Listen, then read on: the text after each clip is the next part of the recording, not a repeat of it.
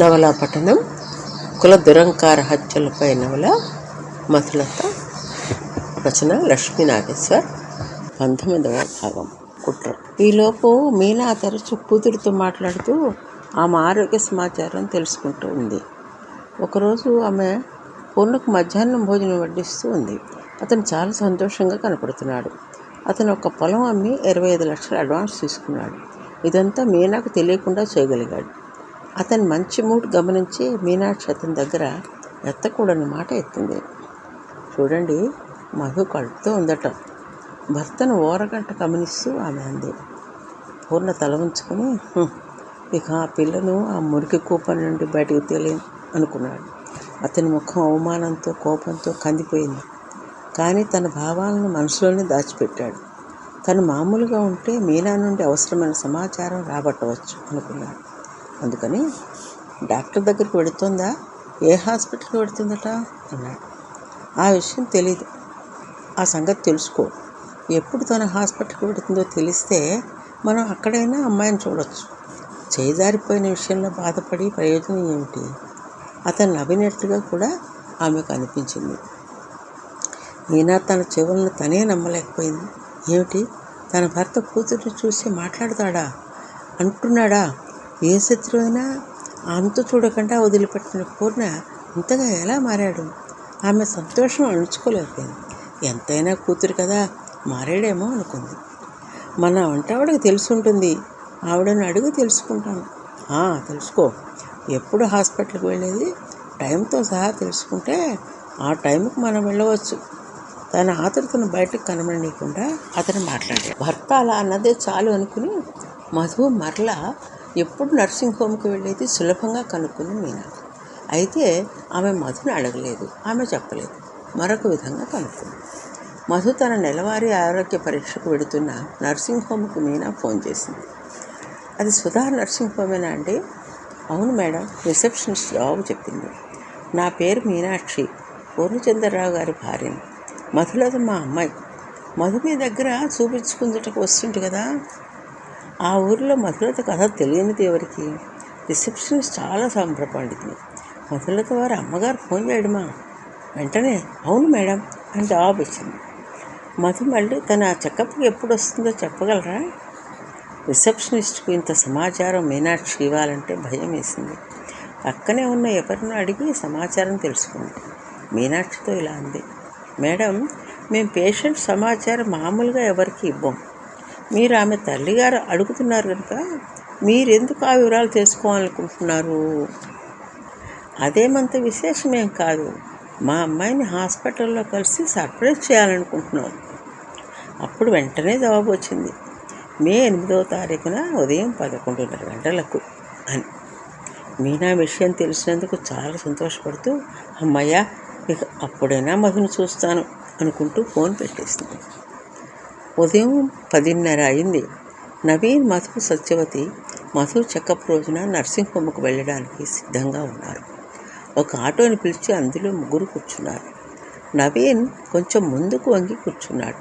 మిగతా ఇద్దరు ఇబ్బంది లేకుండా కూర్చునేందుకు వీలుగా. వారి ఇంటి నుంచి సరిగా నర్సింగ్ హోమ్కు ఒక అరగంట సమయం పడుతుంది.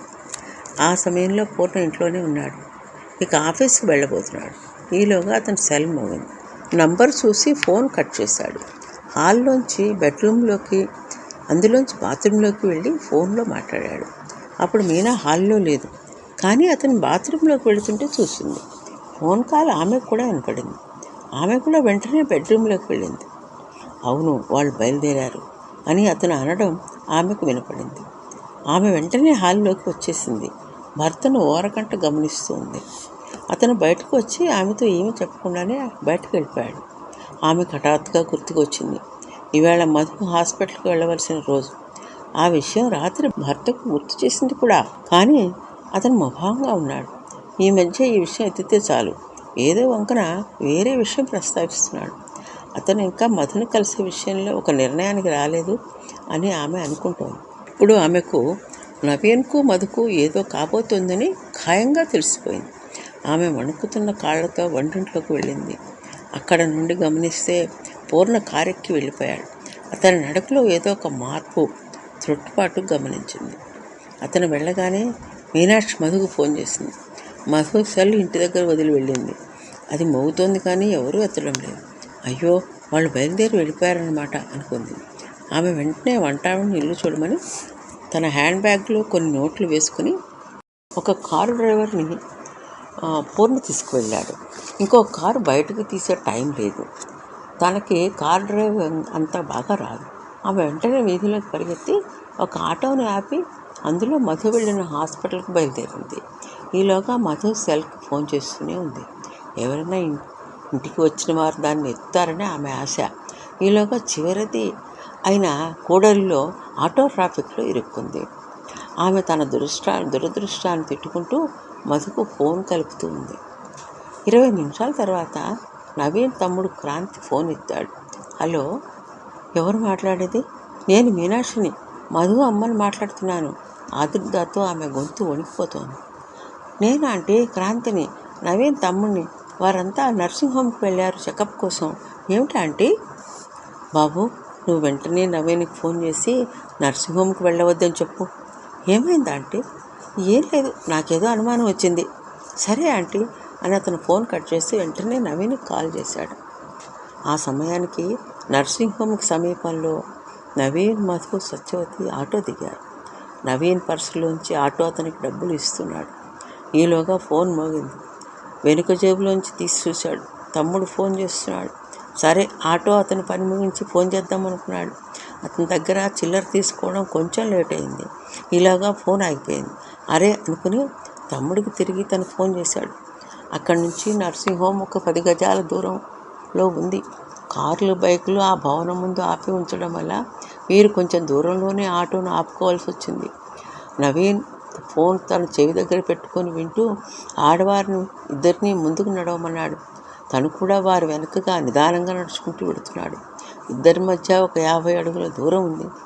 అన్నదమ్ములు ఇద్దరు ఒకేసారి ప్రయత్నం చేస్తూ ఉండడంతో ఫోన్ కలవడం లేదు. అది అప్పుడు జరిగింది. వారు ఆటో దిగిన చోటు నుండి కొద్ది దూరంలో ఒక ఆగంతకుడు నిలబడి వారినే గమనిస్తున్నాడు. అతను 6 అడుగుల పొడుగు, బలిష్టమైన విగ్రహంతో, తాగుడు మైకంతో భయంకరంగా ఉన్నాడు. అతనికి సరిగ్గా అరగంట ముందు ఆ ముగ్గురు ఆటోలో బయలుదేరి వస్తున్న సమాచారం అందింది. అతను నవీన్ని, మధుని చూడగానే గుర్తుపట్టాడు. అతని కుడి భుజానికి ఒక కాటన్ సంచి వేలాడుతుంది. అందులోకి చేతిని జొప్పించి లోపల ఉన్న బలమైన కొడవలిని దృఢంగా పట్టుకొని బయటకు తీయడానికి సంసిద్ధుడై ఉన్నాడు.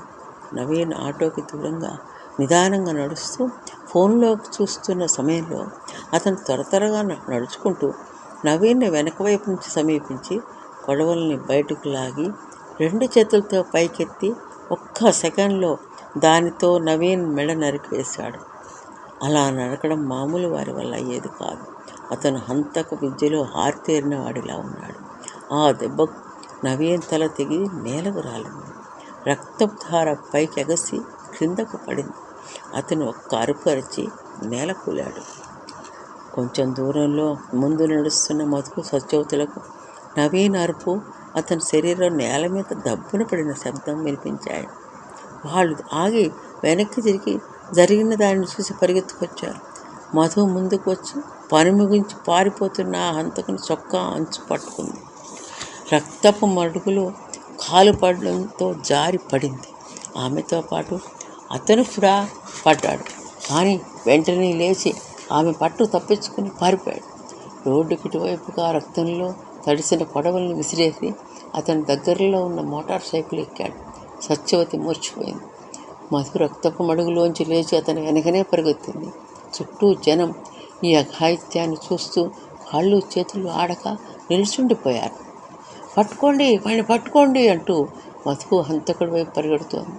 ఒక్క నిమిషంలో అతను మోటార్ సైకిల్ ఎక్కి స్టార్ట్ చేసి అతివేగంగా అక్కడి నుంచి తప్పించుకుని ఆ పెద్ద వీధిలో కొంత దూరం పోయి అక్కడి నుంచి చిన్న చిన్న సందుల్లో ప్రయాణం చేసి మాయమైపోయాడు.